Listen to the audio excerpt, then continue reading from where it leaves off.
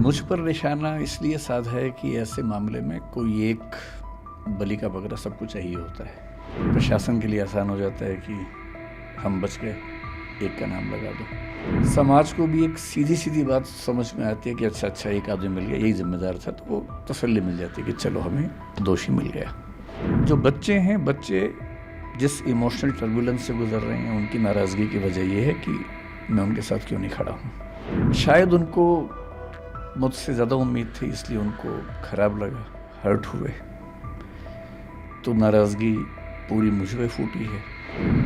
Media ने गुस्सा क्यों किया? क्योंकि चैनल्स को व्यूज़ चाहिए, और जिसके नाम पे व्यूज़ मिलते हैं, अभी तुक्के से पिछले कुछ समय से मुझे व्यूज़ मिल रहे हैं, तो मेरा नाम लिख के गाली देने में व्यूज़ ज़्यादा मिलते हैं, इसलिए मेरा नाम सबसे ऊपर रहता है। दृष्टि आईएएस के संस्थापक डॉक्टर विकास दिव्यकृति का दावा है कि old Rajendra Nagar coaching centre की घटना में उन्हें बलि का बकरा बनाया जा रहा है। उनका मानना है कि प्रशासन दोष मढ़ना चाहता है और जनता के दबाव को कम करना चाहता है।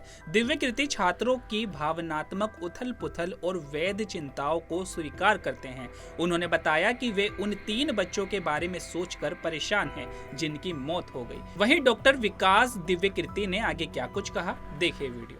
मुझ पर निशाना इसलिए साधा है कि ऐसे मामले में कोई एक बलि का बकरा सबको चाहिए होता है, उससे चीज़ें थोड़ी आसान हो जाती हैं। प्रशासन के लिए आसान हो जाता है कि हम बच गए, एक का नाम लगा दो। समाज को भी एक सीधी सीधी बात समझ में आती है कि अच्छा एक आदमी मिल गया, यही जिम्मेदार था, तो वो तसल्ली मिल जाती है कि चलो हमें दोषी मिल गया।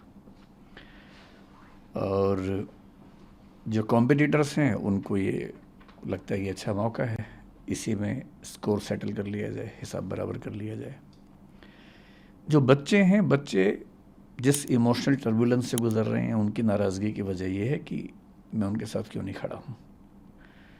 तो बच्चों की नाराज़गी जायज़ है, लेकिन जो सीलिंग का एक्शन है, मेरे ख्याल से 50 से ऊपर इंस्टीट्यूट्स पे हुआ, उसमें एक नाम हमारा भी है।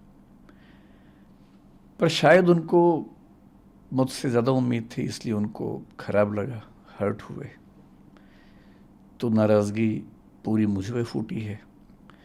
और मैं इस बात से बहुत संतुष्ट हूँ, अच्छा महसूस कर रहा हूँ कि सारा रोष मुझ पर है।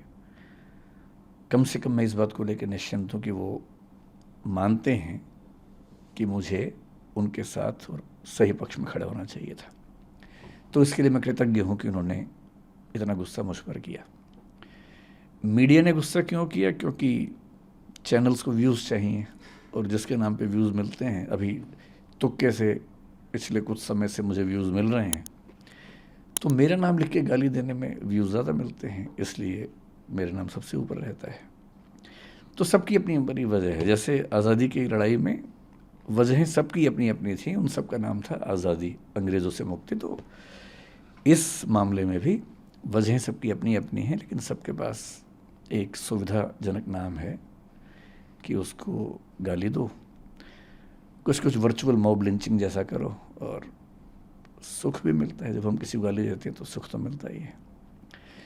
तो सब इसलिए पीछे पड़े हैं, सबकी अपनी अपनी वजह हैं, लेकिन ठीक है, जब यूट्यूब ने, सोशल मीडिया ने मुझे प्रसिद्धि दी पिछले 3-4 साल में, मुफ्त में इतनी सारी प्रसिद्धि मिली, तो क्या होता है कि जब कुछ मिलता है तो हमें लगता है कि हम डिज़र्व करते थे, और जब कुछ विपरीत होता है तो हमें लगता है कि मेरे साथ ही क्यों हो रहा है।